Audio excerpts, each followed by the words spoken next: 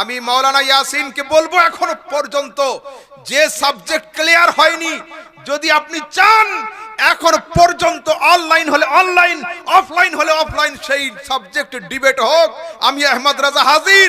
আর যদি সেই সাবজেক্টকে ছেড়ে দিতে চান তো আপনি আপনার কমেন্টের মধ্যে যেটা লিখেছেন আমাকে কাফের এবং মুশরিক, আল্লাহ পাকের ইজ্জতের কসম, আপনি আপনার আব্বা দুজনেই জীবিত আছেন, মোনাজারাতে আসুন। কিন্তু দুর্ভাগ্যের বিষয় আমার আব্বা নেই, কিন্তু আলহামদুলিল্লাহ বাপ আমাকে এমন তৈরি করে দিয়েছে যে পুরো ওয়েস্ট বেঙ্গলের ওয়াহাবি সমাজ যদি একদিকে হয়ে যায় আর মৌলভী গোলাম সমদানির ছেলে মৌলভী আহমদ রাজা যদি একদিকে হয়ে যায় তো আল্লাহ পাকের ইজ্জতের কসম দেওবন্দীদের হাঁ করার কোনো ক্ষমতা হবে না। নারায়ে তাকবীর। আমি কোন সময়ের জন্য লেজবিহীন লোকের সাথে লড়তে চাই না। যে প্রাণীর লেজ নেই তার সঙ্গে মৌলভী আহমদ রাজা কোনো সময় বাহাসে বসতে রাজি নয়।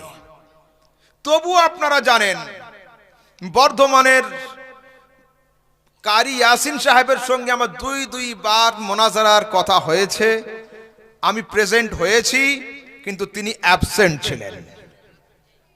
মানুষটাকে আমি সব সময়ের জন্য লেজবিহীন মানুষ মনে করি। স্ট্যাটাস নেই, কোয়ালিফিকেশন নেই, এডুকেশন নেই, নলেজ নেই, সার্টিফিকেট নেই, কিছু নেই, কথা যা কিছু বলে বেমাপ। গতকালকের দিনাজপুরের একটা প্রোগ্রামে আমাকে প্রশ্ন করা হয়েছিল মুর্শিদাবাদে যে বাবরি মসজিদ তৈরি হচ্ছে এ সম্পর্কে আপনার মতামত কি। কালকের একটা প্রশ্ন ছিল, দেখবেন সোশ্যাল মিডিয়াতে আছে। আমি এটার উত্তর মাত্র 23 সেকেন্ড বা 24 সেকেন্ডে কমপ্লিট করেছিলাম। ভাষা এটাই ছিল, I don't want to say anything about this subject in front of camera. আমি ক্যামেরার সম্পর্কে সম্পর্কে কিছু বলতে চাই না, এটা এখন পলিটিক্যাল ইস্যু হয়ে গিয়েছে।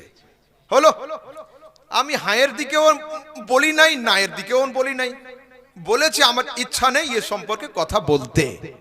আজকের দেখছি বর্ধমানের ইয়াসিন সাহেব উনি কমেন্ট করেছেন এখন থেকে 6 ঘন্টা আগে, এই রকম শয়তান জাহেল মোরাক্কাব কবর পূজারি মুশরিক কাফের ভণ্ড থেকে মুসলমানদের দূরে থাকা দরকার।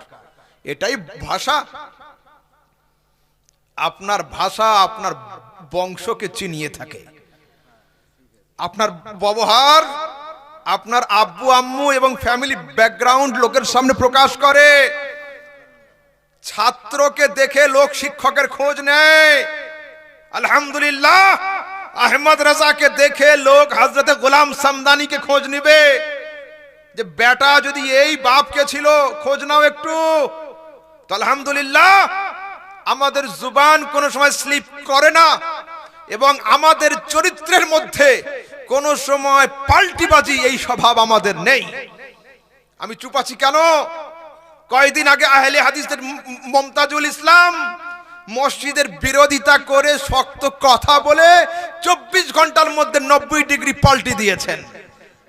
কিন্তু আলহামদুলিল্লাহ সুন্নিদের জুবান হয়, ওই জন্য আমি চুপ। জলঙ্গির শাহিনুর সাহেব বিরোধিতা করে আবার পক্ষে, তারপরে দক্ষিণ 24 পরগনার হুগলির দিককার ফুরফুরা খানদানের পীর কি নাম সাহেব সিদ্দিকী সাহেব 1 কোটি টাকার চ্যালেঞ্জ করে তিনি পাল্টি। আলহামদুলিল্লাহ আহলে সুন্নাতের মৌলবীরা পাল্টি মারতে জানে না।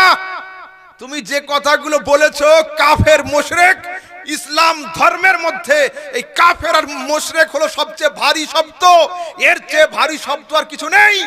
আসমানকে ভেঙে মাথায় নেওয়া যদি সম্ভব হয় হবে, কিন্তু কাউকে সহজে কাফের বলা সম্ভব হবে না। আমি মাওলানা ইয়াসিনকে বলবো এখনো পর্যন্ত যে সাবজেক্ট ক্লিয়ার হয়নি, যদি আপনি চান এখন পর্যন্ত অনলাইন হলে অনলাইন, অফলাইন হলে অফলাইন, সেই সাবজেক্ট ডিবেট হোক, আমি আহমদ রাজা হাজির।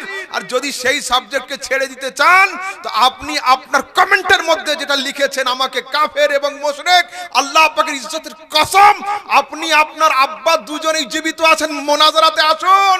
কিন্তু দুর্ভাগ্যের বিষয় আমার আব্বা নেই, কিন্তু আলহামদুলিল্লাহ বাপ আমাকে এমন তৈরি করে দিয়েছে যে পুরা ওয়েস্ট বেঙ্গলের ওয়াহাবি সমাজ যদি একদিকে হয়ে যায় আর মৌলভী গোলাম সমদানির ছেলে মৌলভী আহমদ রাজা যদি একদিকে হয়ে যায় তো আল্লাহ পাকের ইজ্জতের কসম দেওবন্দীদের হাঁ করার কোনো ক্ষমতা হবে না।